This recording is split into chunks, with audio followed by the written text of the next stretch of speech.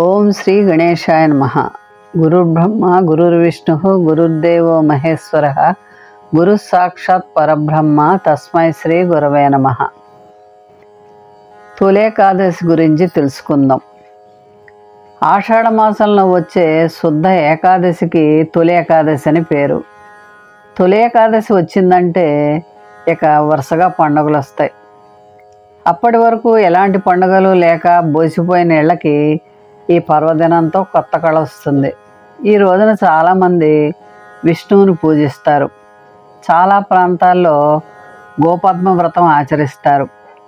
ఈ 4 నెలలు వర్షాకాలం కాబట్టి పశువుల కొట్టాలని చక్కగా శుభ్రం చేసుకుంటారు. పశువులకు ఎలాంటి ఇబ్బందులు అనారోగ్యం కలగకుండా కాపాడుకునే ప్రయత్నంలో భాగంగా చేసే వ్రతమే గోపద్మ వ్రతం. సాధకులు ఈనాడు మంత్రదీక్ష తీసుకుంటారు. కృతయుగంలో మురాసురుడు అనే రాక్షసుడు సాధు పురుషులను హింసించేవాడు. విష్ణువు 1000 సంవత్సరాలు మురాసురుడితో యుద్ధం చేసి అలసిపోయి ఒక గుహలో విశ్రాంతి తీసుకున్నాడు. అప్పుడు ఆయన దేహం నుండి ఒక కన్య ఉద్భవించి మురాసురుని ఎదుర్కొని సంహరించిందని పురాణ కథనం. ఆమె చేసిన సహాయానికి సంతోషించిన విష్ణువు ఆ కన్యను ఏదైనా వరం కోరుకోమన్నాడు. అందుకు ఆ కన్య ఏకాదశి పేరుతో విష్ణుప్రియగా ఉండేలా వరమిమ్మని కోరింది. ఆ రోజు నుంచి తొలి ఏకాదశి ఏర్పడిందని పురాణ కథనం. గాలవముని కుమారుడైన భద్రశీలుడు జితేంద్రియుడు బాల్యం నుంచే గొప్ప విష్ణు భక్తుడు. అతని హరిభక్తికి ఆనందించిన గాలవుడు, నీకెంత భక్తి ఎలా అబ్బింది నాయనా అని అడిగాడు భద్రశీలుడు. అప్పుడు భద్రశీలుడు, తండ్రి, నేను గత జన్మలో ధర్మకీర్తి అనే రాజును.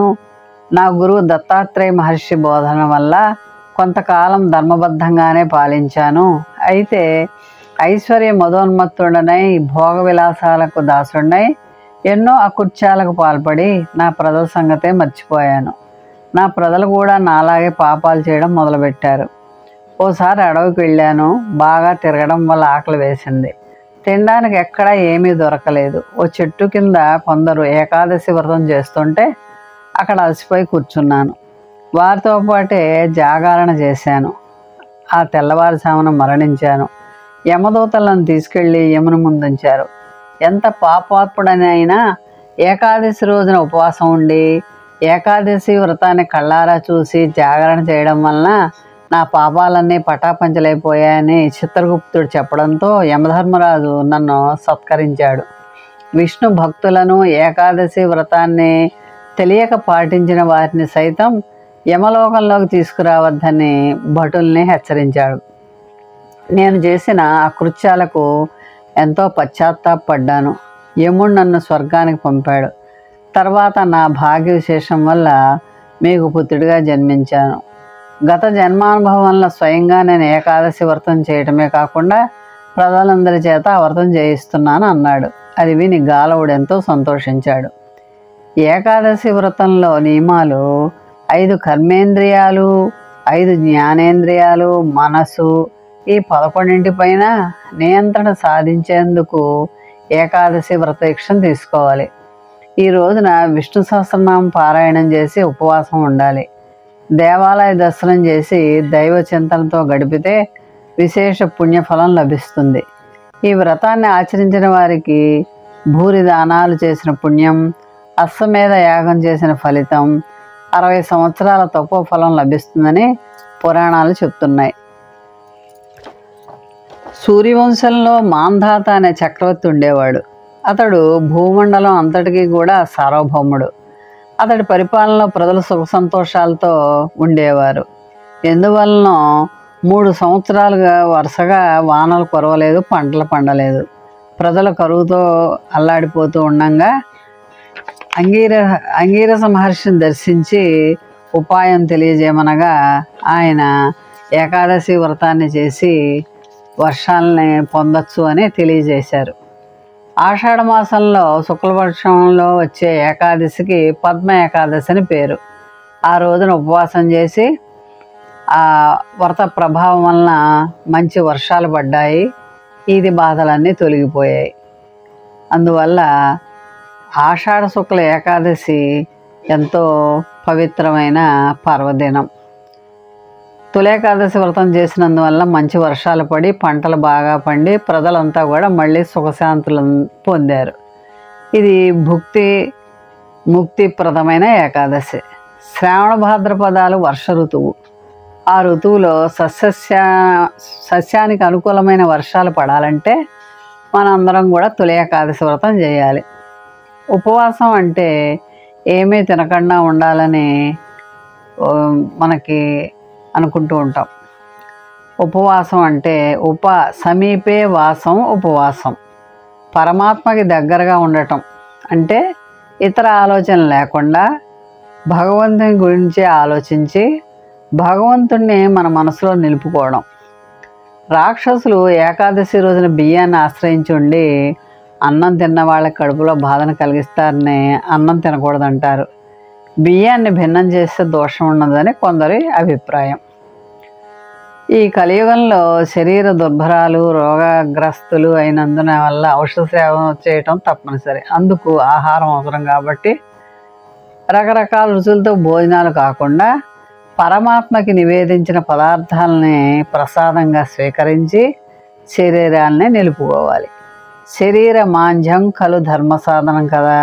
కలియుగంలో నామస్మరణానికి మించినటువంటి సంకీర్తనకు మించినటువంటి వ్రతం లేదు. కాబట్టి భగవంతుని నామ సంకీర్తనతో ఏకాదశి వ్రతాన్ని చెయ్యాలి. తొలేకాదశి రోజున స్వామిని శయనింపజేయాలి. స్వామి నిజంగా నిద్రపోరు. యోగ నిద్రలో ఉండి జీవులని ఎలా రక్షించాలా అని ఆలోచిస్తూ ఉంటారు. నిద్ర ముద్రాం నిఖిల జగతి రక్షణే జాగరూకాం. ఈరోజు ఉదయమే వేదాంగ పండితుడైన ఇప్పుడు చేత శంఖచక్ర గదలను ధరించిన శ్రీ మహావిష్ణువు యొక్క ప్రతిమకి పంచామృత స్నానం చేయించాలి. సుగంధభరిత పుష్పాలతో తులసీ దళాలతో పూజించాలి. చక్కటి నైవేద్యాన్ని సమర్పించాలి. మంచి పానుపును ఏర్పాటు చేయాలి. ఓ జగన్నాథ, నీవు నిద్రపోతే ఈ ప్రపంచమంతా నిద్రపోతుంది. నీవు మేల్కొన్నప్పుడు ఈ ప్రపంచమంతా మేల్కొంటుంది అని స్వామికి నమస్కారం చేయాలి. వర్షాకాలం 4 నెలలు పరంధాముడు యోగ నిద్రలో ఉన్నప్పుడు స్వామి, నీవు నిద్రలో ఉన్నప్పుడు నేను పవిత్రమైన నియమాలను స్వీకరిస్తున్నాను. ఈ నియమాలకు ఎటువంటి అంతరాయాలు కలగకుండా ఉండేట్లుగా చక్కగా అనుగ్రహించు తండ్రి అని స్వామిని ప్రార్థించాలి. చాతుర్మాస నియమాలు కేవలం యతులకే కాదు, గృహస్థులకు కూడా వర్తిస్తాయి. ఈ తొలేకాదశి వ్రతం సర్వ పాపాలని శూన్యం చేస్తుంది. అదే ఈ మాసంలో ఉన్నటువంటి విశేషం. తొలేకాదశి వ్రతాన్ని మనం పాటించి మనమందరం ఆ విష్ణువుని యొక్క అనుగ్రహాన్ని పొందుదాం. మోహన్ వాణి ఛానల్ వారికి ధన్యవాదాలు. వినండి, వినిపించండి, వింటూనే ఉండండి.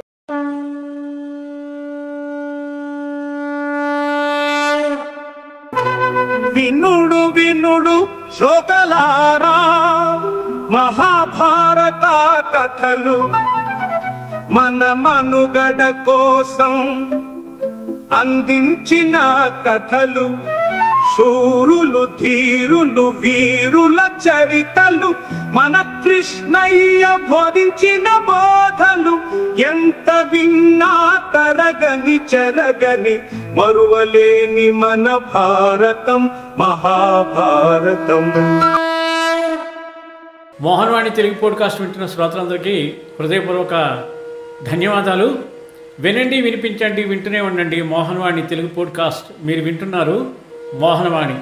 మా కార్యక్రమాలు మీకు నచ్చితే ఇప్పటివరకు మా ఛానల్కి సబ్స్క్రైబ్ చేసుకోకపోతే వెంటనే ఈ క్షణమే సబ్స్క్రైబ్ చేసుకుని ఆ పక్కనుండే బెల్ బటన్ని మ్రోగించి అందరికీ షేర్ చేసి మీ విలువైన కామెంట్ను కూడా చేసి మమ్మల్ని ప్రోత్సహిస్తారని కోరుతున్నాను.